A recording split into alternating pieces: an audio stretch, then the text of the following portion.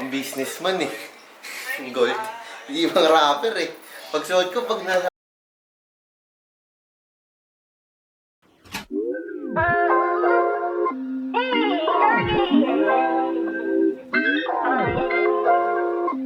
Oh my god, oh they made it.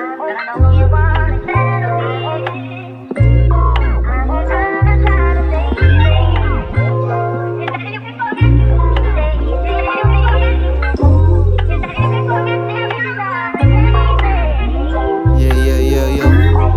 Motherfucking Don. Takin na may tumatawag po. Shit, sino ba itong tumatawag? Okay.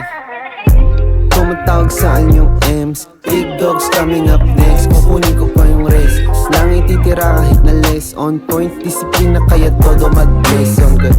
Ngayong kinikilo makapal. Mga kinikilos natural. Salamat sa may kapal. Di na pang mahirap yung dasal. Nawa sana mapanalo yung sugal.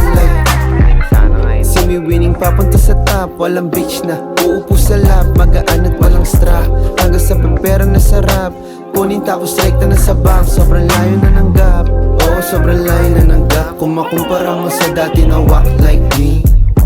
Ngayon po may pera times 3. Angas mo gusto mo like me. Pati swag mo like me. Sabi ko kay Lord ay why me.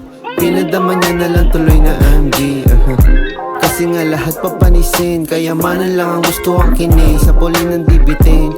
Para kung makita man na loaded ako'y all in na. Kasi kung gusto balling must be all in na, diba? 5 steps forward, 2 steps. Plano madiin, mga move ko 3 steps. And di mo makikita kung saan.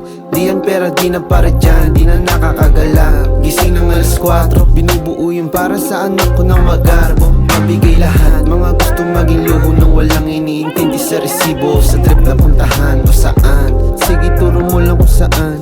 Di mauubusan ng laman.